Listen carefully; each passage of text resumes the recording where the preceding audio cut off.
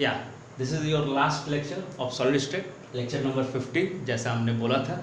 ठीक है, in the previous lecture हम लोगों ने क्या क्या पढ़ लिया था। इन द प्रीवियस लेक्चर हम लोगों ने डिफेक्ट शुरू किया था। ठीक है, वहाँ पे हमने स्टाइकोमेट्रिक लाइन और पॉइंट पहले देखा था, फिर पॉइंट के 2 टाइप देखे थे, स्टाइकोमेट्रिक, नॉन स्टाइकोमेट्रिक।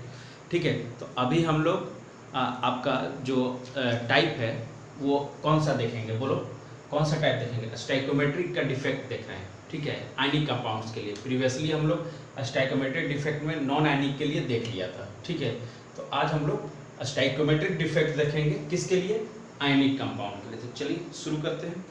ठीक है, let's start, begin the race. Okay, चलिए ये रेस है बेटा। ठीक है, इसमें चलना नहीं है, दौड़ना नहीं है, इसमें भागना है बहुत तेज। ठीक है ना, क्योंकि सब लोग भाग रहा है। ठीक है, ये बात ध्यान रखिएगा, सब लोग भाग रहा है, कोई बैठा नहीं है। जिस समय आप बैठ गए कोई और आगे निकल जाएगा, जिस समय आप पढ़ाई छोड़ के सो गए कुछ देर के लिए उस समय कोई और आपकी सीट को ले लेगा। तो सुना नहीं है, लेक्चर देखते समय आँख खुला रहना चाहिए कि हाँ क्या पढ़ाया जा रहा है, समझ में आ रहा है कि नहीं। ठीक है, क्लियर है बात। चलो स्टाइकोमेट्रिक डिफेक्ट के अंदर हम लोग आज देख रहे हैं आयनिक कंपाउंड का। ठीक है, नॉन आयनिक का हमने देख लिया था, तो आज हम लोग आयनिक कंपाउंड का डिफेक्ट देखेंगे। फर्स्ट टाइप जो होता है वो होता है आपका स्कॉटी डिफेक्ट। ठीक है, स्कॉटी डिफेक्ट। ठीक है, इसका SCHOTTKY या इसको स्कॉटकी डिफेक्ट भी बोल सकते हैं। ठीक है, या शॉर्टकी डिफेक्ट भी बहुत लोग बोलता है, तो ये ध्यान रखना है। शॉर्टकी डिफेक्ट भी बहुत लोग बोलता है, स्कॉटकी भी पढ़ता है नॉर्थ वाले लोग, तो इसलिए मैंने बोला है स्कॉटकी डिफेक्ट। ठीक है, भी आप बोल सकते हैं, शॉर्टकी भी कुछ लोग बोलते हैं, तो इसलिए आप ध्यान रखिएगा, सब एक ही नाम।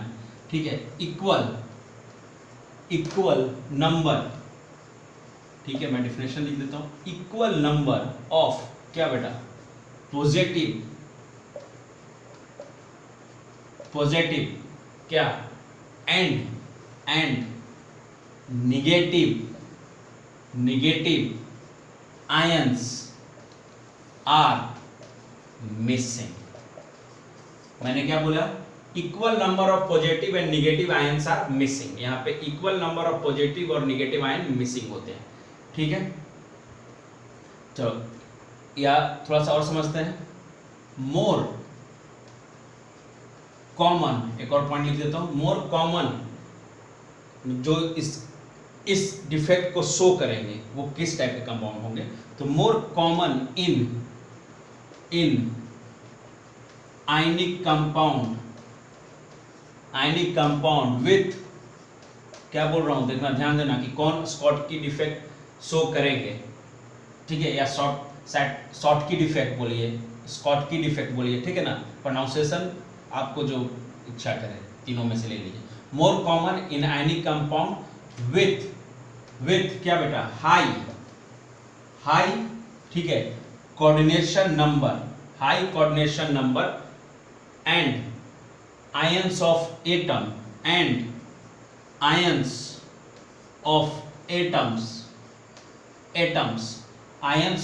Atoms similar size.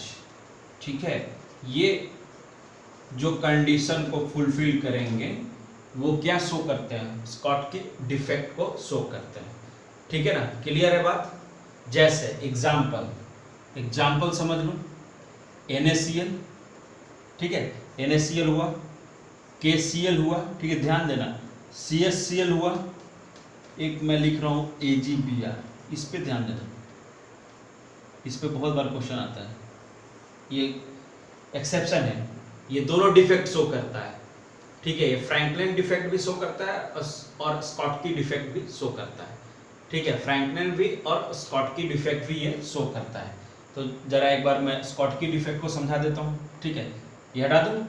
कहने का मतलब है कि equal number of positive and negative ions are missing. जहाँ पे इक्वल नंबर ऑफ पॉजिटिव और निगेटिव आयन क्या हो जाए, मिस हो जाए, तो वो क्या कहलाता है, स्कॉटकी डिफेक्ट कहलाता है। और स्कॉटकी डिफेक्ट कौन शो करेंगे?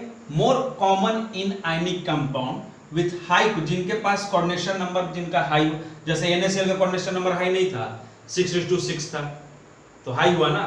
तो इसी टाइप के जो कंपाउंड हो गए वही क्या शो करेंगे? स्कॉटकी डिफेक्ट शो करेंगे। क्लियर है यहाँ तक? चलो जरा इसमें हम लोग जरा समझते हैं, ठीक है। जैसे समझो कि मैंने NaCl को ही लेके चल रहा हूँ, Na+, ठीक है। यहाँ पे बगल में क्या है? Cl-, फिर मैंने क्या ले लिया? Na+, फिर क्या ले लिया? Cl-, समझो, ठीक है। Na+, समझना, ठीक है। Cl-, ठीक है, समझो। Na+, फिर समझो Cl-, यहाँ पे चलो लिख देता हूँ Na+ और यहाँ भी Cl-। तुम देखो जितना Na+ मिसिंग है उतना ही कौन मिसिंग है? जितना Na+ मिसिंग है उतना ही कौन मिसिंग है? कौन मिसिंग है बोलो? Cl-। दिख रहा है तुम्हें? अरे समझ में आ रहा है? समझ में आ रहा है? जितना Na+ मिसिंग है उतना ही क्या मिसिंग है? Cl- मिसिंग है, ठीक है। तो तुम्हें ये समझना है यहाँ पे कि एक तरह से क्या मिसिंग होने से क्या इस क्रिस्टल की इलेक्ट्रिकल न्यूट्रलिटी खत्म हुई? नहीं, ये अभी भी क्या है? इलेक्ट्रिकल न्यूट्रल ही है, क्योंकि जितना एनायन मिसिंग है अभी भी ये क्या है? इलेक्ट्रिकल न्यूट्रलिटी को क्या कर रहे हैं? मेंटेन कर रहे हैं, ठीक है, मेंटेन कर रहे हैं, सॉरी एक मिनट, मेंटेन कर रहे हैं इलेक्ट्रिकल न्यूट्रलिटी को, अभी भी ये क्या कर रहे हैं? मेंटेन कर रहे हैं। कारण है कि जितना एनायन मिसिंग है उतना ही क्या मिसिंग है? केटायन, ठीक है। और अगर मैं बात करूं कि कैसे निकालेंगे सर कि कितना % ऑफ मिसिंग यूनिट है, तो मैं उसके लिए एक फार्मूला दे देता हूं, क्योंकि ये डेंसिटी से ही निकल सकता है, क्योंकि मास बाय वॉल्यूम की बात है, मास मिस हो रहा है, तो हम कैसे निकालेंगे? तो % ऑफ, ध्यान देना, % ऑफ मिसिंग यूनिट्स, % ऑफ क्या लिख रहा हूं? मिसिंग यूनिट्स इक्वल टू क्या लिख रहा हूं? डेंसिटी थ्योरेटिकल, डेंसिटी थ्योरेटिकल, दो थ्योरेटिकल वैल्यू आता है, माइनस जो हम निकालते हैं डेंसिटी एक्सपेरिमेंटल, ये दिया रहता है, हमेशा गिवन रहेगा क्योंकि एक्सपेरिमेंट से है, इसमें कोई चेंज नहीं होगा, डिवाइडेड बाय डेंसिटी थ्योरेटिकल, ठीक है। और यहाँ पे इनटू क्या कर लो? 100 ऊपर में मल्टीप्लाई है, तो ये ध्यान रखना है, ठीक है। तो ये % ऑफ मिसिंग यूनिट है, % ऑफ मिसिंग यूनिट ऐसे निकालते हैं कि कितना मिस कर रहा है, कितना यूनिट मिस है, तो हम इससे निकाल लेंगे डेंसिटी के रिस्पेक्ट में, है कि नहीं? कुछ नहीं लिखा है, डेंसिटी ऑफ थ्योरेटिकल लिखा है मैंने, minus density of experimental into 100 divided by density of theoretical, ठीक है। तुम इसको थोड़ा ऐसे लिख लो, अगर यहाँ पर नहीं दिख रहा है तो ये एक्सपेरिमेंटल है, इनटू यहाँ पे क्या है? 100 है, समझ में आ रही बात? इनटू क्या है? 100 divided by, whole divided by density of क्या है? थ्योरेटिकल। क्लियर है यहाँ तक? चलो अब ये बात हो गई, ठीक है। स्कॉटकी डिफेक्ट हमने देख लिया, अब हम लोग फ्रैंकलिन डिफेक्ट देखते हैं, ठीक है। चलो फ्रैंकलिन, यहाँ पे आ जाओ, ठीक है, फ्रैंकल डिफेक्ट, फ्रैंकल डिफेक्ट भी बोलते हैं इसे, बहुत लोग फ्रैंकलिन भी बोल देते हैं, ठीक है। तो अब प्रोनाउंसिएशन की बात है, फ्रैंकल डिफेक्ट, या इसको हम लोग बोलते हैं डिसलोकेशन डिफेक्ट भी बोलते हैं। क्या बोलते हैं? डिसलोकेशन डिफेक्ट्स, ठीक है। इसको डिसलोकेशन डिफेक्ट भी बोल सकते हैं और आपका फ्रैंकल डिफेक्ट भी बोलते हैं। बोलेंगे एन आयन लिव्स, कहाँ लिव कर रहा है? It's correct lattice site, an ion lives it's क्या? Correct lattice, correct lattice sites and occupies, ठीक है ना, ऑक्युपाइज एन क्या? इंटरस्टियल साइट को क्या कर ले? ऑक्युपाई कर ले, अपने ओरिजिनल जगह को छोड़ के ये कहाँ चला जाए, इंडस्ट्रियल साइट में। हम लोग देखे थे, पढ़े थे नॉन एनिक में इंडस्ट्रियल साइट किसे कहते हैं, पढ़े थे कि नहीं, बोलो पढ़े थे ना।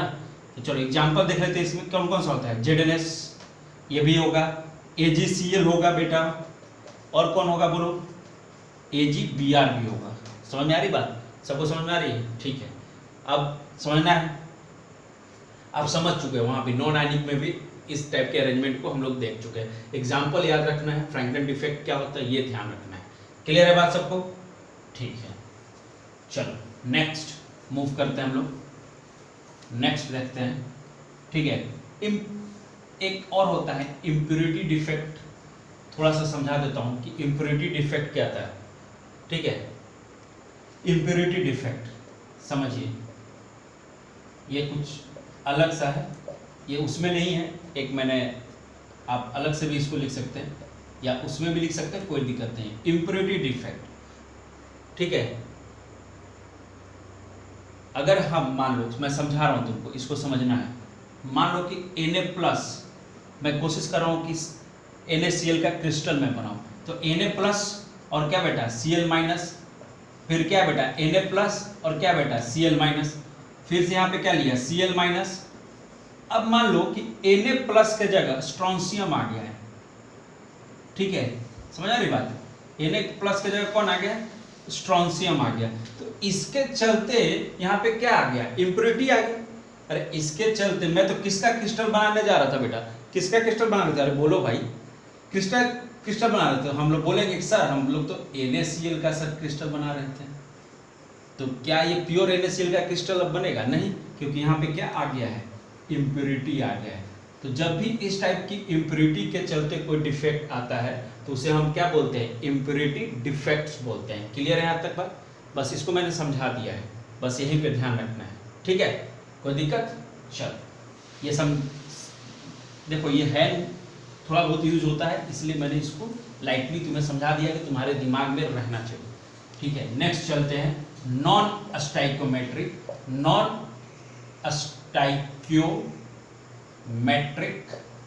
Defect, non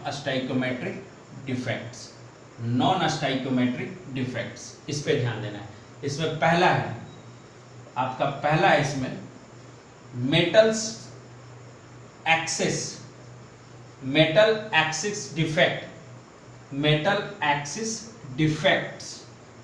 defects due to क्या बेटा, एनायन क्या, vacancies, due to anion vacancies. Clear है सबको बात, ही समझ में आई कि मेटल एक्सिस क्यों होता है, ड्यू टू एनायन वैकेंसीज के चलते, ठीक है। कैसे क्रिएट होता है एनायन वैकेंसी, तो पहले डिफिनेशन समझ लेते हैं। तो इसका लिखता हूं मैं ठीक है, क्लियर है। अ कंपाउंड, समझना, अ कंपाउंड may have क्या बेटा बोलो, may have access metal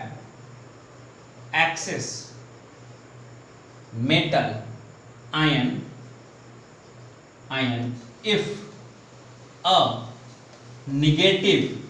a मैं बोल रहा हूं negative ions, if a negative ions is क्या बेटा absent, if a negative ion is क्या absent from its, कहां बोलो, कहां से absent होगा, कहां रहता है, बड़ा साइज है, from its क्या लैटिस, है कि नहीं, लैटिस से होगा, लैटिस साइट। ये देखो समझ में आया, लिविंग यहां पे फिर से living a whole which is living a whole which is living a whole which is occupied by electron, which is occupied by क्या बेटा, इलेक्ट्रॉन to maintain क्या, electrical neutrality, to maintain electrical, मैं अभी समझा देता हूं कि इतना जो लिखा है मैंने, इसका मतलब क्या है, इलेक्ट्रिकल न्यूट्रलिटी, इलेक्ट्रिकल न्यूट्रलिटी को समझते हैं। ठीक है, अभी मैंने बोला कि इसको अगर आप पढ़ो डिफिनेशन को दोबारा, metal excess defect due to anion vacancy, तो बोला है कि a compound may have excess metal ion if a negative ions is absent from its lattice site, okay, leaving a hole which is occupied by electron to maintain electrical neutrality।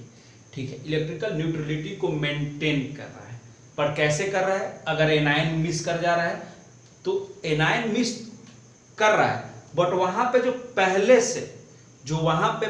से cation है ना, जो वहां पे पहले से cation present है ना, वही वो अपना एक और फॉर्म दे रहा है। जैसे Fe मान लो वहां पे प्रेजेंट है, तो Fe+2 पहले से प्रेजेंट था, बट जैसे ही एक एनायन मिस हुआ तो वो Fe+2 जो है ना वो Fe+3 में कन्वर्ट हुआ, और वो अपना इलेक्ट्रॉन वहां पे जहां पे होल था ना, वो जो Fe+3 बना तो एक इलेक्ट्रॉन निकला, तो वो इलेक्ट्रॉन कहाँ गया? उस होल में गया, जहां पे इलेक्ट्रिकल न्यूट्रलिटी मेंटेन करने के लिए वहां पे इलेक्ट्रॉन की जरूरत थी। क्लियर है बात? समझ में आई? ठीक है, तो इसको मिटाता हूं और एग्जाम्पल भी लिख देता हूं। ठीक है, इसे मिटा के मैं एग्जाम्पल लिख देता हूं। ठीक है, हटाओ, चलो एक एग्जाम्पल लिख देता हूं, समझो जरा बात को। मान लो कि मैं जेडेनो लिया, हिट करोगे ना इसको, ये पहले व्हाइट था, पहले क्या था? व्हाइट था। जैसे ही हिट किया ना ये जेडेनो येलो हो गया। ये क्या कर रहे हैं? कलर चेंज कर रहे हैं ना, है कि नहीं? कलर चेंज करते हैं, जब भी इलेक्ट्रॉन रिलीज करते हैं तो कलर चेंज होगा। ठीक है, इस टाइप के कंपाउंड, तो जेडेनो है, किस में टूटा? Zn+2 में टूटा, प्लस किस में टूटा? हाफ O2 प्लस क्या है? तो रिलीज किया 2 इलेक्ट्रॉन। तो ये तो कहां था? ये तो कहां है? लैटिस साइड पे है। ये क्या है? गैस है, उड़ गया, खत्म इसका काम। पर ये जो इलेक्ट्रॉन है ना मेरे भाई, ये जो फ्री इलेक्ट्रॉन है, यही ऑक्युपाइड किए क्या? होल्स को। यही ऑक्युपाई किया किसको? होल्स को। क्लियर है बात? अरे क्लियर है बात? जैसे अगर अरेंजमेंट में दिखाऊं, समझो, माइनस प्लस माइनस प्लस, समझना बात को, ठीक है, प्लस माइनस प्लस माइनस, समझना, ठीक है, माइनस प्लस। अब मान लो यहाँ पे इलेक्ट्रॉन तुम्हें दिख गया, इसका मतलब है कि यहाँ के एनायन क्या है? मिसिंग है। यहाँ से एनायन क्या है? मिसिंग है। एनायन मिसिंग, तो यहाँ कौन आया? इलेक्ट्रिकल न्यूट्रलिटी के लिए इलेक्ट्रॉन आ गए। समझ में आई बात? तो बस यही समझना है। क्लियर है बात? यहाँ तक क्लियर है बात? तो चलो नेक्स्ट देखते हैं। ये तो हो गया मेटल एक्सिस डिफेक्ट, जिसमें एनायन मिसिंग था, है कि नहीं? अब थोड़ा समझते हैं, थोड़ा अगला।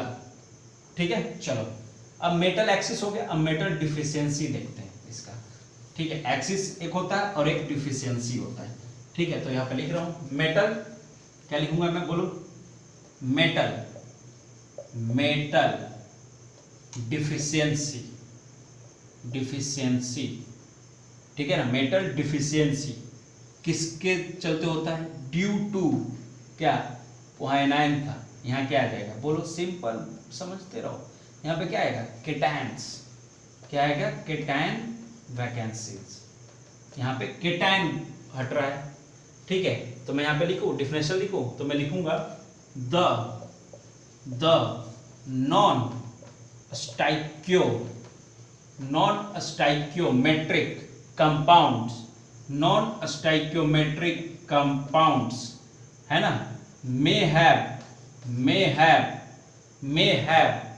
metal deficiency, क्या बेटा? डिफिशियंसी ड्यू टू किसके चलते? Due to the absence of metal ion, due to the absence of metal ion, क्योंकि मेटल आयन कहां पे था? लैटिस साइड पे था। Due to the absence of metal ion from क्या? Lattice side, from a lattice side. ठीक है, तो अब इस चार्ज को कौन बैलेंस करेगा? तो लिखता हूं मैं,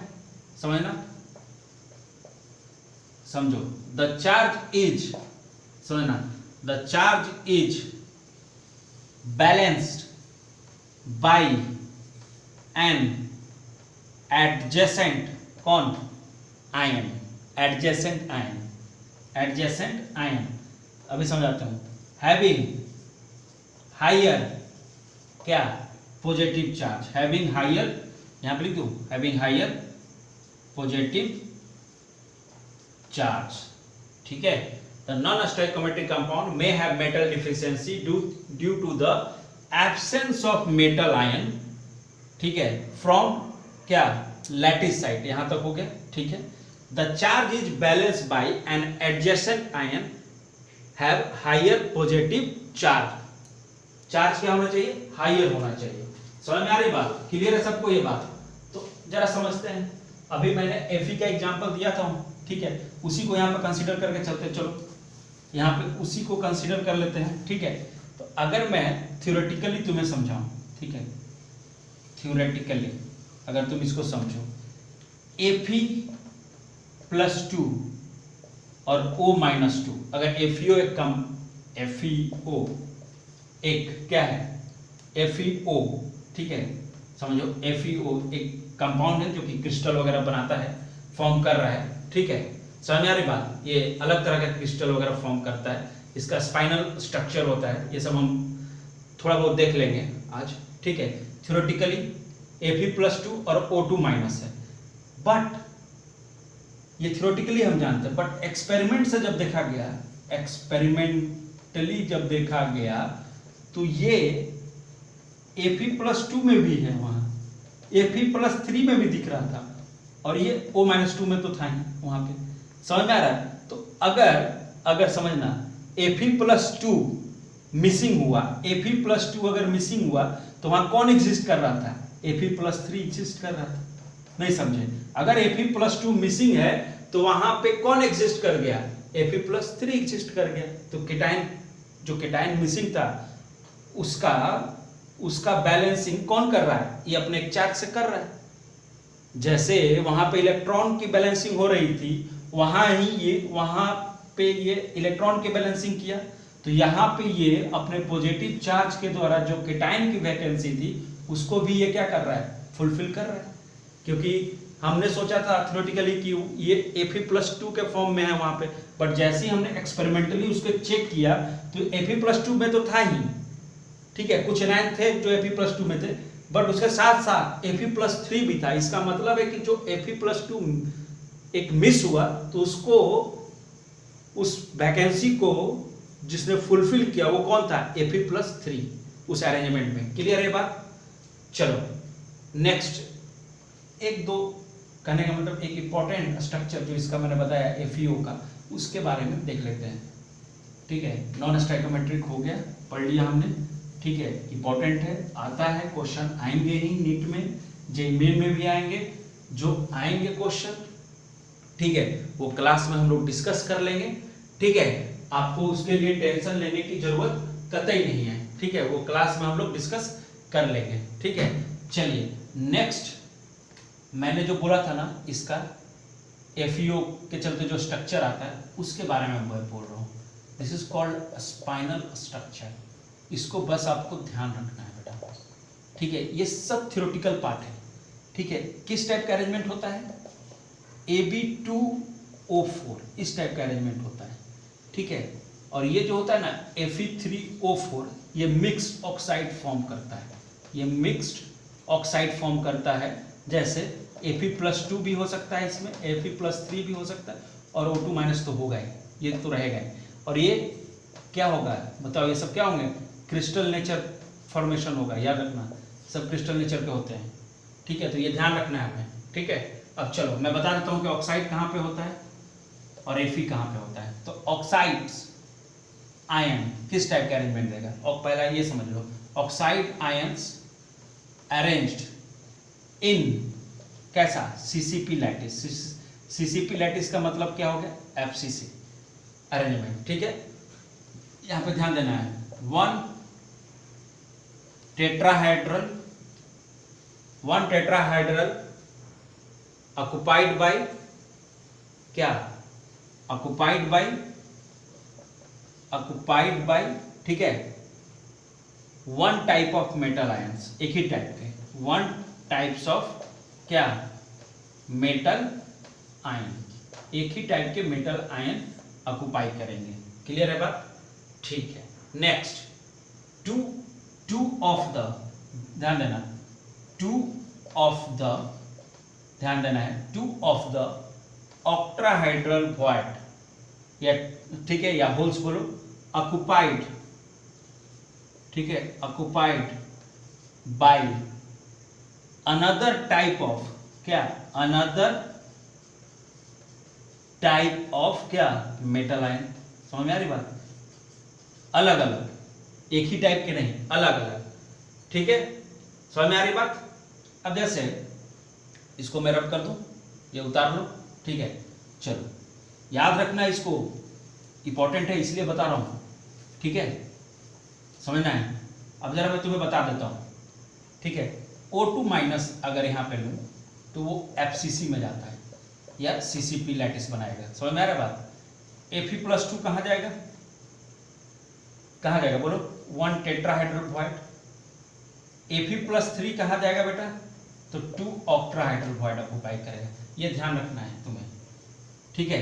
इसके एग्जाम्पल क्या क्या हो सकते हैं, इस टाइप का कौन कौन सा स्ट्रक्चर कौन कौन शो कर सकता है, तो ZnAl2O4, ZnFe2O4, ये सब इसी टाइप के स्ट्रक्चर को शो करते हैं, ठीक है, समझ में आ रही बात? क्लियर है सबको बात ये? ठीक है। अब यहाँ पे ये ध्यान देना है कि Zn+2 मान लो कि अब यहाँ पे ये क्या होगा, Zn+2 में ब्रेक करेगा, तो Zn+2 क्या टेट्राहाइड्रल वॉइड को ऑक्युपाई करेगा। समझ में आ रही बात? ये सब ध्यान रखना, ओके, तो ये सब ध्यान रखना है सबको, ठीक है। चलो अब नेक्स्ट देखते हैं हम लोग टाइप्स ऑफ प्रॉपर्टीज ऑफ कुछ सॉलिड स्टेट की कुछ और प्रॉपर्टीज है, उसको भी तुरंत देखते हैं। चलो प्रॉपर्टीज ऑफ सॉलिड देख लेते हैं, ठीक है, प्रॉपर्टीज ऑफ सॉलिड। चलो बेटा, यस, यहाँ भी हमें प्रॉपर्टीज ऑफ सॉलिड देखना है। दो टाइप का होता है, इलेक्ट्रिकल प्रॉपर्टीज और मैग्नेटिक प्रॉपर्टीज। तो मैं लिख रहा हूँ प्रॉपर्टीज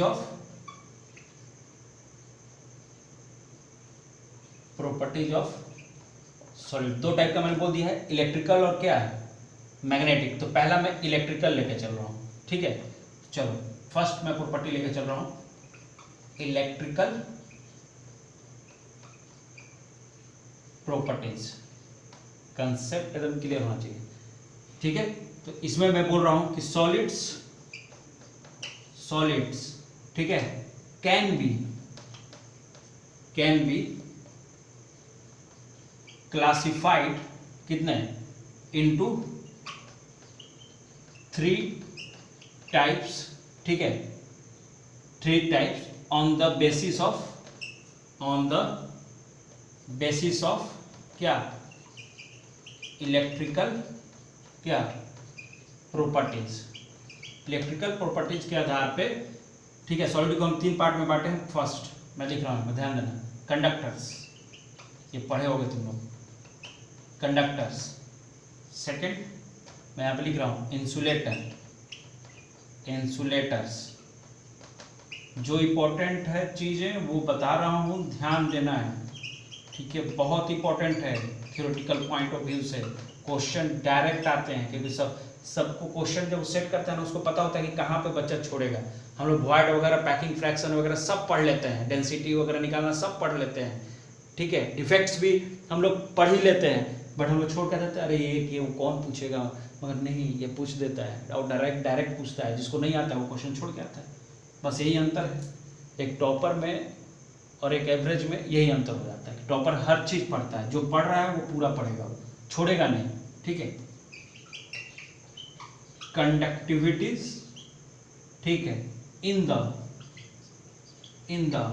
ऑर्डर 10 टू पावर, क्या लिखूंगा बोलो, 10 टू पावर, यहाँ पे लिख देता हूँ ऑर्डर, एक मिनट थोड़ा सा, in the order 10 to power 7 ohm per metre, ये होता है, ठीक है। इंसुलेटर कंडक्टिविटी होता ही नहीं है, तो बहुत माइनस में होता है 10 to power minus 2 sorry 22 10 to power minus 10 ohm per metre. ठीक है, इसका कंडक्टिविटी देख लें, अगर इसका कंडक्टिविटी देखें तो 10 to power minus 6 to 10 to power 4 ohm per metre. तो ये ध्यान रखना है, ये ऑर्डर ध्यान रखना है। और ये वैल्यू जो है, ये जो वैल्यू हमने लिखा है, ये वैल्यूज जो लिखा गया है ना इन सब का, ये मायने रखता है, याद रखना है रेंज कंडक्टिविटी का। ठीक है, चलो नेक्स्ट। अब समझते हैं कि कंडक्टर क्यों कंडक्टेंस शो करता है, इंसुलेटर क्यों नहीं शो करता है, और सेमीकंडक्टर क्या शो करते हैं। ठीक है, तो इसको समझाने के लिए हमें बैंड थ्योरी का सहारा लेना पड़ेगा। किसका? बैंड थ्योरी का सहारा लेना पड़ेगा। देखो सॉलिड अगर है तो दो टाइप का बैंड होता है उसके अंदर। एक होता है वैलेंस बैंड, बॉन्ड ध्यान आ जाता है, और एक होता है कंडक्शन बैंड, समझो। ठीक है, एक कंडक्शन और एक वैलेंस बैंड। क्लियर है सबको? ठीक है, एक मिनट पेज चेंज करो। Yes, valence band and conduction band. ठीक है, इसमें ध्यान देना है। अगर तुम समझो जरा, मैं एग्जांपल से समझाऊं। ऐसा ही लिया है मैंने। ठीक है, कितना पे 14 पे आता है 1:2 2:2 2p6। ठीक है, यहाँ 3:2 और यहाँ पे क्या हो जाएगा 3p2, बट यहाँ 3dp तो होता है। तो ये क्या कहलाता है? ये क्या कहलाएगा बोलो? ये क्या कहलाएगा बोलो? वैलेंस सेल कहलाता है ना? ये वैलेंस सेल कहलाएगा ना भाई मेरे? ये तो जानते हो ना तुम लोग, ये वैलेंस सेल कहलाएगा। अरे तो यहाँ पे देखो ना, इस वैलेंस सेल में कुछ ऑर्बिटल भरे हुए हैं, कुछ ऑर्बिटल खाली हैं। तो अगर मैं यहाँ पे एक समझो, ये मैंने क्या बनाया है 3s बनाया है। ठीक है, यहाँ पे इलेक्ट्रॉन है 3s का। तो जैसे ही ऊपर जाते हैं बैंड के बीच में गैप कम होता जाता है। तो मान लो कि यहाँ पे क्या बन गया, यहाँ पे मैंने 3p बना दिया, बट 3p और 3s और 3d के बीच में गैप आ गया। ऐसा क्यों? ये गैप क्यों है? ये गैप क्यों है? 3s 3p और फिर क्या मैंने बनाया है, ये 14 हटा देता हूं, यहाँ से यहाँ लिख देता हूं। ठीक है, 3s 3p और 3d समझना है। तो ये क्या है? ये अपना 3s और 3p वाला ये क्या है? ये क्या है? ये अपना है वैलेंस बैंड। अरे है कि नहीं? अरे समझो बात को, ये अपना कौन सा है? Valence band. और ये तो एम्प्टी है ना, ये तो खाली है। तो क्या अगर इसको हम लोग बोलते हैं, यहाँ पे इलेक्ट्रॉन है, तो एक तरह से इलेक्ट्रॉन रहने के कारण ये भारी हो गया है, बोल सकता हूँ। ये बैंड जो है भारी है तो थोड़ा नीचे है, और ये इलेक्ट्रॉन यहाँ पे 3D में नहीं है, हल्का है तो ऊपर है। ऐसा भी रफली हम लोग बोल सकते हैं। और इसको पता है हम लोग क्या बोलते हैं, ये गैप को, इसको हम लोग बोलते हैं फॉरबिडेन गैप। क्या बोलते हैं? Forbidden gap. इसको हम लोग बोलते हैं फॉरबिडेन गैप। ठीक है, जो गैप होता है दो बैंड्स के बीच में। समझ में आ रही बात? अगर ये इलेक्ट्रॉन, अगर यहां से इलेक्ट्रॉन यहां जाने लगे, किसी भी कारण से यहां से इलेक्ट्रॉन उठ के इस वैलेंस बॉन्ड से यहां जाने लगे, तो इसे हम क्या बोलेंगे? Conduction band. क्या बोलेंगे? Conduction band. समझ में आ रही बात? अरे समझ में आ रही बात? ये क्लियर है सबको? क्लियर है सबको? अरे कुछ नहीं, मैंने बोला कि ये वैलेंस सेल है। ठीक है, अब ये जो समझो 3s में इलेक्ट्रॉन था, 3p में भी इलेक्ट्रॉन था, बट 3d में नहीं था, तो गैप है उसके चलते। ठीक है, अगर ये 3s 3p से इलेक्ट्रॉन निकल के अगर टेम्परेचर में दूं और ये निकल के कहाँ जाने लगे 3d में, तो ये क्या कहलाएगा? कंडक्शन बैंड, क्योंकि इसमें इलेक्ट्रॉन फ्लो करने लगा है। समझ में आ रही बात ना? चलो हम थोड़ा सा और इसको समझते हैं कंडीशन वाइज, कि कहाँ पे आपका सेमीकंडक्टर होगा, कहाँ पे इंसुलेटर बनता है, चाहे कहाँ पे कंडक्टर होता है। थोड़ा सा समझते हैं। फर्स्ट मैं समझा रहा हूं तुमको, देखना। समझो ये कंडक्शन बॉन्ड है। ठीक है, ये समझो वैलेंस बॉन्ड। ठीक है, ये वैलेंस बैंड है और ये कंडक्शन बैंड है। ठीक है, अगर इन दोनों के बीच का, ये मैं तुम्हें एक्स्ट्रा बता रहा हूं, ये जो गैप है हमें पता है ना, फॉरबिडन गैप है। इन दोनों के बीच का गैप अगर बहुत ज्यादा हो, this gap this gap is very high, this gap is क्या, वेरी हाई। कहने का मतलब कि यहां से इलेक्ट्रॉन निकल के यहां नहीं जा पा रहा है ड्यू टू दिस गैप। तो ये कंडीशन किसको शो करेगा, इंसुलेटर को। कारण है, अगर एनर्जी के फॉर्म में अगर तुम्हें मैं बताऊं तो यहां और यहां के बीच का जो गैप होता है वो 5 इलेक्ट्रॉन वोल्ट के बराबर होता है। तो अगर इससे अधिक अगर गैप रहे तो इसका मतलब है कि वो क्या होगा, इंसुलेटर होगा। क्लियर है बात, समझ में आ रही बात? ये मैंने एक्स्ट्रा लिखा है तुम्हारे लिए समझाने के लिए। This gap is very high, ये डाटा आपको कहीं नहीं दिया रहेगा, ये बीएससी एमएससी में दिया रहता है, बट मैंने यहाँ पे यूज किया है कि आप क्लियरली सोच सकें, बट आप ये ध्यान रखेंगे, ठीक है। कारण है कि जैसी गैप बढ़ता है, ठीक है, जैसी गैप बढ़ेगा तो इलेक्ट्रॉन इस वैलेंस बैंड से कहाँ नहीं जा पाएगा, कंडक्शन बैंड में नहीं जा सकता है, ठीक है, कि गैप बहुत ज्यादा है। चलो ये तो पहला हो गया कंडीशन जो इंसुलेटर को दिखाया, ठीक है। अब दूसरा देखते हैं, दूसरा कंडीशन, अगर यहां पे ध्यान देना, अगर ये कंडक्शन बैंड है और कुछ इस तरह से दिखे, ये वैलेंस बैंड है, ओवरलैप करता हुआ दिखे, जहां पे फॉरबिडन गैप जो है, फॉरबिडन गैप इज जीरो, जहां पे फॉरबिडन गैप क्या हो जाए, जीरो हो जाए, गैप ही नहीं रहे। इन दिस अरेंजमेंट गैप है किनके बीच, कंडक्शन बैंड और वैलेंस बैंड के बीच। तो इसका मतलब है कि ये क्या कहलाएगा, बोलो ये क्या कहलाएगा, इस टाइप का अरेंजमेंट क्या देगा हमें, कंडक्टर देगा। इस टाइप का अरेंजमेंट हमें क्या देगा, कंडक्टर देगा। इस टाइप का अरेंजमेंट हमें क्या देगा बेटा, कंडक्टर देगा। इस टाइप का अरेंजमेंट हमें क्या देगा बेटा, कंडक्टर देगा। क्लियर है सबको, यहां तक बात? चलो अब नेक्स्ट एक थर्ड यहां पे समझा देता हूं, यहीं पे समझो। ये है बहुत इजी वे में मैं समझाने की कोशिश कर रहा हूं, ठीक है। बहुत दिक्कत होती है बच्चों को इसको समझने में, इसलिए मैंने बहुत इजी तरीका निकाला है इसका, ठीक है। ये है कंडक्शन बैंड, ठीक है, और नीचे क्या है, वैलेंस बैंड, ठीक है।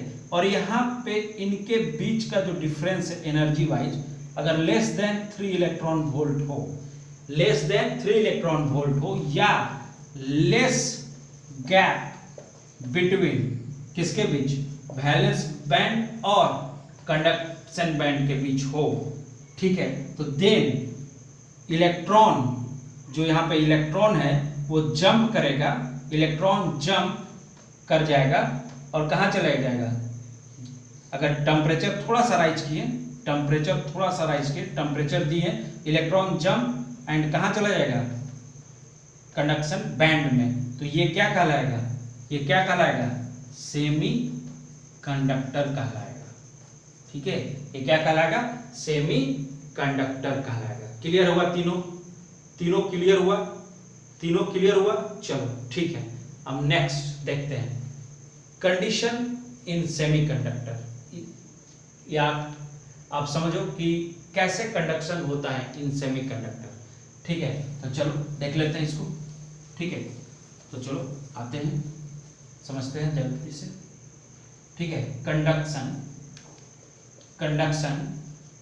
इन क्या बेटा, सेमी कंडक्टर, ठीक है। एक वर्ड होता है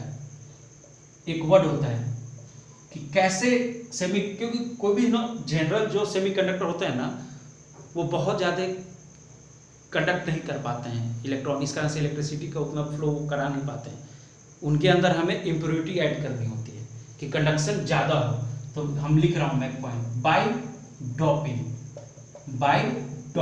डोपिंग का मतलब क्या है कि कंडक्टिविटी बढ़ाने के लिए हम उस सेमीकंडक्टर में क्या ऐड कर रहे हैं, इम्प्योरिटी ऐड कर रहे हैं। तो मैं लिख देता हूँ, the conductivity of N intrinsic semiconductor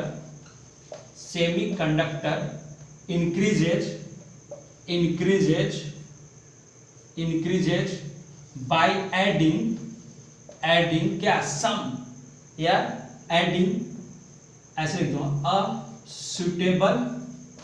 suitable क्या, इम्प्योरिटी। इसी इम्प्योरिटी को क्या बोलते हैं, डोपिंग बोलते हैं। ठीक है, कंडक्टिविटी बढ़ाने के लिए अगर इंट्रिंसिक सेमीकंडक्टर के अंदर हमें इम्प्योरिटी डालना होगा तो उसी मेथड को हम क्या बोलते हैं, डोपिंग बोलते हैं। डोपिंग दो टाइप से हो सकता है, डोपिंग आपका दो टाइप से हो सकता है। ठीक है, एक बार हम क्या इलेक्ट्रॉन रिच डालें, जिससे इलेक्ट्रॉन रिच माने वहां पे इलेक्ट्रॉन ज्यादा हो जाए, ऐसा कुछ डालें इम्प्योरिटी, और एक बार क्या हो जाए इलेक्ट्रॉन डिफिशिएंट हो जाए। तो ये दो है। इलेक्ट्रॉन रिच जहां पे होगा इम्प्योरिटी वो होगा एन टाइप सेमीकंडक्टर, बस ये ध्यान रखना है। जहां पे इलेक्ट्रॉन रिच होगा वो एन टाइप सेमीकंडक्टर होगा, और जहां इलेक्ट्रॉन डिफिशिएंट होगा वो क्या होगा बेटा, बोलो, पी टाइप क्या होगा, सेमीकंडक्टर होगा। ये ध्यान रखना है। ठीक है, जहां बाय डोपिंग इलेक्ट्रॉन रिच, ठीक है, इलेक्ट्रॉन रिच, ठीक है, अगर इलेक्ट्रॉन ज्यादा हो रहा है तो n type semiconductor, electron deficient हो रहा है तो पी टाइप सेमीकंडक्टर। अब थोड़ा मैं तुम्हें समझा देता हूं, जैसे समझ लो, इसको हटा दो। ठीक है, अब समझा देता हूं कि एन टाइप कैसे, तुम समझ गए हो कि वहां पे क्या एन टाइप। ठीक है, इसको समझा रहा हूं, सेमीकंडक्टर को समझना है। ठीक है, इलेक्ट्रॉन रिच है, इलेक्ट्रॉन रिच है, ये मैं लिख देता हूं, इलेक्ट्रॉन रिच है ये। ठीक है, यहाँ पे इलेक्ट्रॉन रिच है। अब मान लो मैंने सिलिकॉन लिया है, समझो, ठीक है, सिलिकॉन है, यहाँ भी एक सिलिकॉन डालो और, ठीक है, दो लाइन से ऐड करते चलो, यहाँ भी सिलिकॉन है, समझना, सिलिकॉन है। ठीक है, यहाँ भी क्या बेटा, अभी भी क्या है, सिलिकॉन है। ठीक है, दो लाइन से ऐड करो, यहाँ भी क्या है, सिलिकॉन है, सबको ज्वाइन करो एक दूसरे से। ठीक है, अब चलो मैंने बीच में बना दिया है। ठीक है, समझना जरा।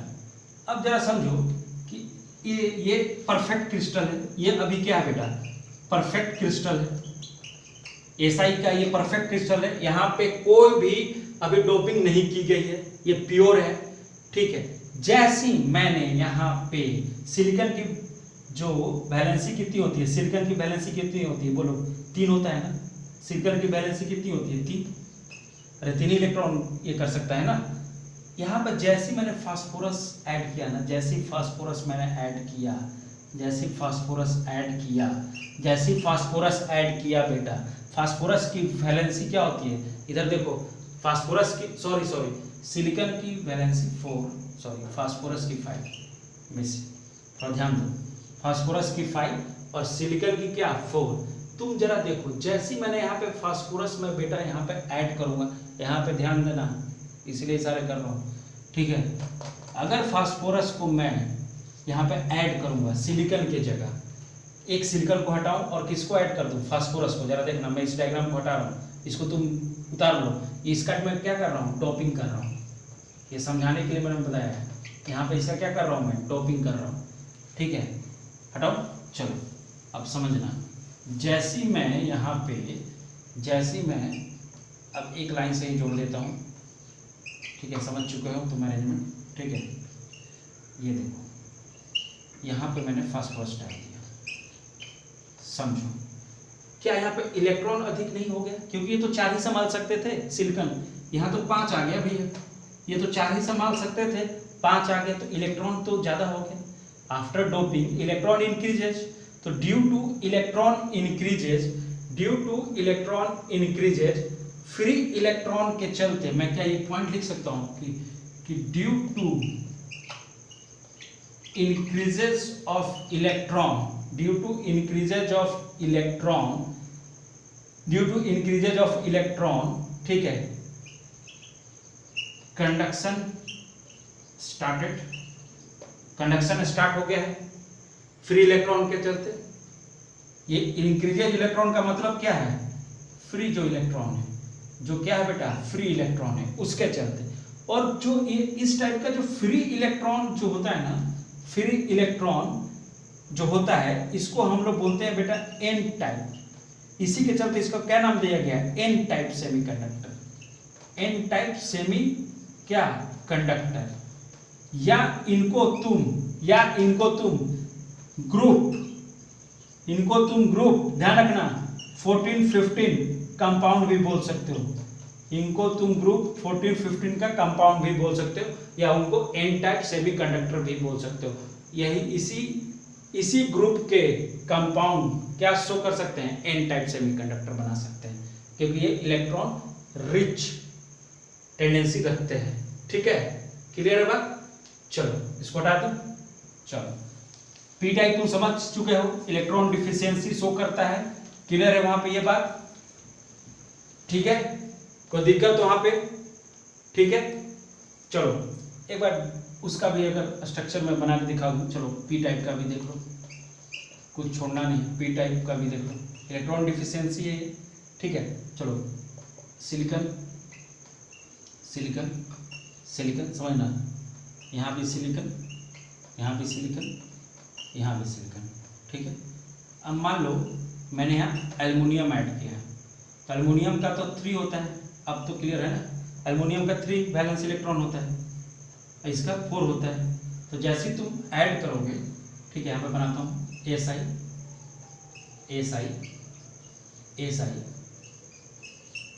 यहाँ पे क्या ऐड किया, एल्युमिनियम। क्लियर है बात? देखो जरा, एल्युमिनियम ऐड किया है, तो due to deficiency in electron,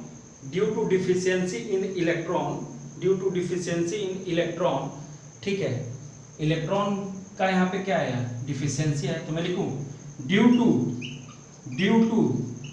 deficiency in electron का डिफिशियंसी आया, तो होल्स में क्या होल्स क्रिएट हुआ ना, होल्स क्रिएट हुआ क्योंकि वहां पे इलेक्ट्रॉन नहीं है, होल्स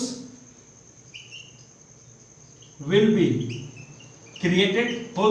क्रिएटेड। तो अगर जैसे ही होल्स क्रिएट होगा बेटा, जैसे ही होल्स क्रिएट होगा, क्या शुरू हो जाएगा, कंडक्शन। अरे कोई और इलेक्ट्रॉन फिर वहां पे आना शुरू कर देगा। तो जैसे ही होल्स क्रिएट हुआ, कंडक्शन स्टार्टेड है कि नहीं, कंडक्शन स्टार्ट हो गया due to holes creation. Clear है यहाँ पे ये बात? होल्स क्रिएट हुआ है ड्यू टू इलेक्ट्रॉन डिफिशियंसी। मान लो कि यहाँ पे ये डबल लाइन से जोड़ते हैं ना हम लोग, डबल लाइन से जोड़ते हैं ना, समझ लो कि ये लाइन कंप्लीट है, बट ये लाइन में कंप्लीशन नहीं, क्योंकि यहाँ पे इलेक्ट्रॉन नहीं है। तो जैसे इलेक्ट्रॉन नहीं है, इसका मतलब है कि कोई भी इलेक्ट्रॉन अब यहाँ पे मूव कर सकता है, वो फ्री, कोई भी इलेक्ट्रॉन इधर से घुस जाएगा यहाँ पे, वो फ्री हो जाएगा। तो जब फ्री है इलेक्ट्रॉन, तो इसका मतलब है कि वो क्या स्टार्ट कर देगा, कंडक्शन स्टार्ट कर देगा। समझ में आ रही बात? तो किस टाइप के, इसको पी टाइप बोलते हैं, और किस टाइप के कंपाउंड, किस ग्रुप के कंपाउंड ये शो करते हैं, किस ग्रुप के कंपाउंड ऐसा शो करते हैं, 13 और 14 ग्रुप के, 13 और 14 ग्रुप के कंपाउंड ये आपका शो करेंगे। नेक्स्ट हम लोग मैग्नेटिक प्रॉपर्टी देख लेते हैं। ठीक है, चलो नेक्स्ट थोड़ा मैग्नेटिक प्रॉपर्टीज को देख लेते हैं हम लोग। ठीक है, वो सब आपने पढ़ा होगा, पैरामैग्नेटिक, डायमैग्नेटिक, ठीक है ना, उसी को मैं जस्ट रिकैप कर देता हूँ। ठीक है, चलिए यहाँ पे रिकैप कर देता हूँ। ठीक है, मैं यहाँ पे लिख रहा हूँ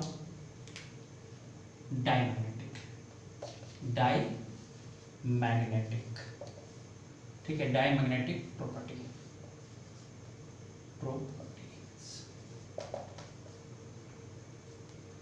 classified into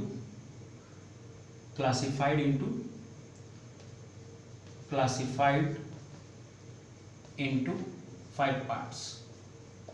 ठीक है, solid state on the basis of diamagnetic properties classified into क्या, 5 पार्ट्स, 5 पार्ट्स में क्लासिफाइड किए गए हैं। ठीक है, फर्स्ट हम लोग देखते हैं डायमैग्नेटिक। क्या देख रहा हूं, डायमैग्नेटिक।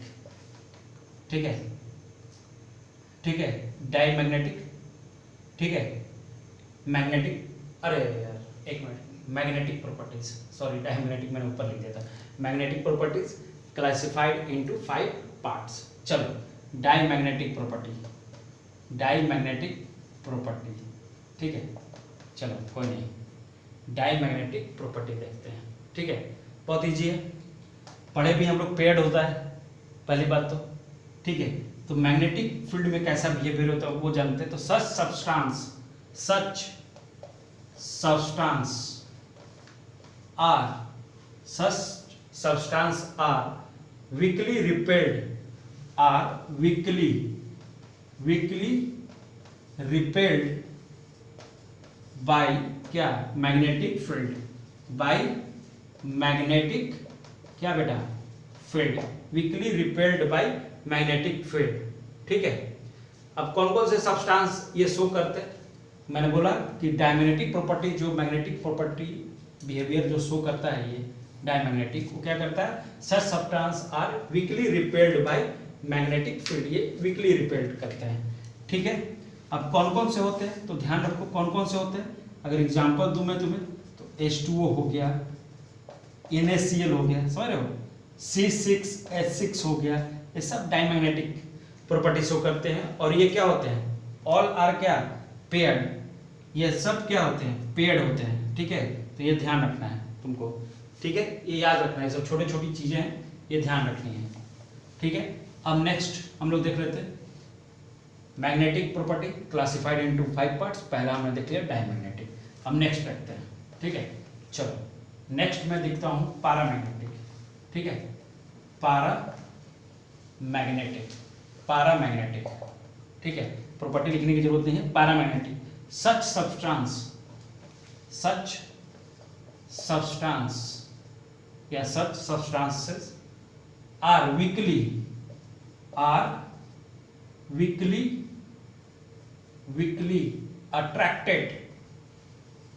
अट्रैक्टेड किससे, अट्रैक्टेड बाय कौन फील्ड है, मैग्नेटिक फील्ड, अट्रैक्टेड बाय क्या बेटा मैग्नेटिक फील्ड। ठीक है, क्लियर है। इट्स शोन बाय क्या लिखेंगे, विच, क्योंकि हम लोग जानते हैं कि पैरामैग्नेटिक में क्या होता है अनपेयर्ड इलेक्ट्रॉन होता है, तो it's shown by those substances, it's shown by those substances which have unpaired electron, क्या बेटा electrons। यानी क्या लिखा, such substances are weakly attracted by, ठीक है, weakly attracted by magnetic field, it's shown by those substances which have क्या unpaired electron. अब example में मेरे भाई आपने पढ़ा होगा केमिकल बॉन्डिंग के अंदर O2 आपने देखा होगा, ठीक है, Cr3+, ये सब नहीं पढ़ा होगा बट आप जान लीजिए Fe3+, ये सब होते हैं। ठीक है, चलो ये तो पैरामैग्नेटिक की बात होगी, हटा दो। चलो अब नेक्स्ट देख लेते हैं हम लोग, आप नहीं जानते होंगे तो थर्ड देख लीजिए, फेरो क्या बोल रहा हूं, मैग्नेटिज्म, फेरोमैग्नेटिज्म। ठीक है, फेरोमैग्नेटिज्म, सच सब्सटेंस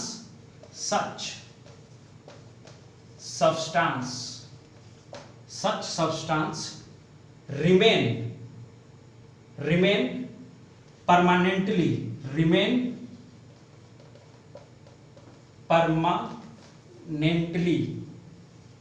permanently क्या होता है मैग्नेटाइज्ड है कि नहीं, मैग्नेटाइज इवन ध्यान रखना ये बहुत इंपॉर्टेंट है, such substance remain permanently magnetised even हम लोग क्या रिमूव कर दें, इवन व्हेन क्या बेटा बोलो, मैग्नेटिक फील्ड रिमूव्ड, अगर मैग्नेटिक फील्ड रिमूव भी कर दें फिर भी इनके अंदर मैग्नेटिक प्रॉपर्टी होती है। एग्जाम्पल क्या क्या हो सकता है बोलो, Fe, तुम बोलोगे Fe, CO कोबाल्ट, निकल एंड क्या CrO, सब ध्यान रखना है कि नहीं।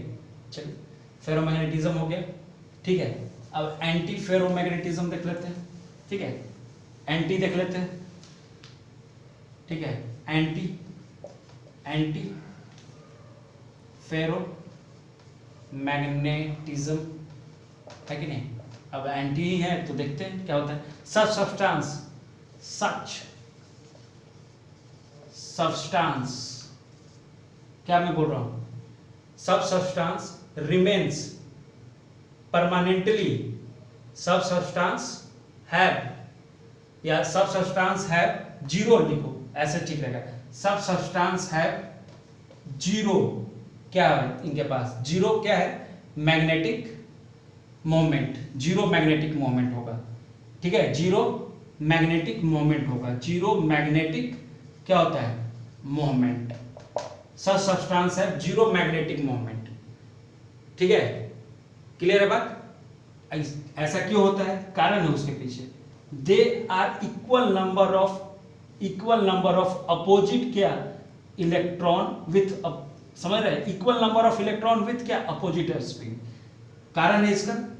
ऐसा क्यों होता है जीरो मैग्नेटिक मोमेंट, तो लिख देता हूं यहां पर समझ लेना। They have equal number of electrons with क्या बेटा अपोजिट स्पिन, है कि नहीं, समझ आ रही बात, अपोजिट स्पिन। इसका कारण ये है। एग्जाम्पल में क्या ले लोगे, बोलो एग्जाम्पल में क्या लोगे, एग्जाम्पल में क्या लोगे MnO, एग्जाम्पल में क्या लोगे MnO, ठीक है, क्लियर है सबको, ठीक है।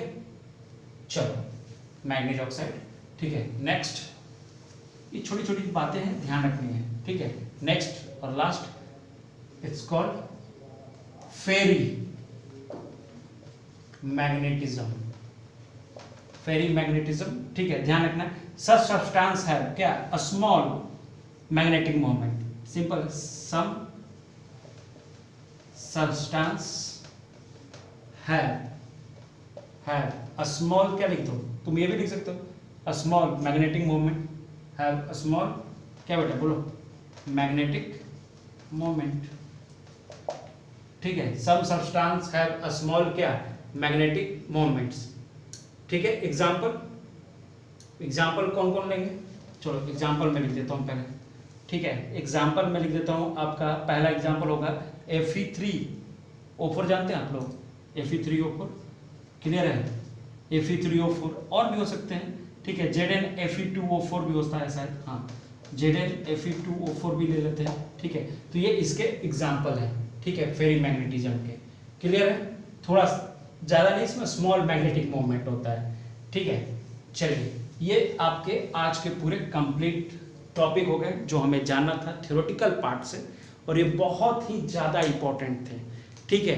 तो आपका पूरा सॉलिड स्टेट मैंने लेक्चर 15 में कंक्लूड कर दिया है, ठीक है। नेक्स्ट स्टार्ट करेंगे हम लोग लिक्विड सॉल्यूशन, ठीक है, वही है हमारा सॉल्यूशन चैप्टर है। इजी है, बहुत इजी है, मज़ेदार भी होता है, ये भी बहुत मज़ेदार लगा होगा। इस आपको मैं कुछ असाइनमेंट भेज दूंगा, ठीक है, इन द ग्रुप, आप उसको ध्यान रखेंगे। और मैं एक और ख़ास चीज़ आपके लिए प्रिपेयर कर रहा हूँ, इट्स कॉल्ड माइंड मैप। आप पहले पूरा नोट्स तैयार कर लीजिए, ठीक है। माइंड मैप ऐसा होगा कि आप पूरा जब नोट्स पढ़ लेंगे और उसको जब आप बेटा पढ़ोगे ना, तो आपको लगेगा कि अरे वाह क्या अच्छा सही चीज़ मिला है हमें और कुछ करने की जरूरत नहीं। अगर एग्जाम से पहले हम यही पढ़ के चल जाए तो हम नंबर स्कोर कर लेंगे, ठीक है। तो उस टाइप की कुछ मैं प्रिपरेशन कर रहा हूँ आपके लिए, ठीक है। तो चलिए मिलते हैं नेक्स्ट लेक्चर में, thank you so much, okay.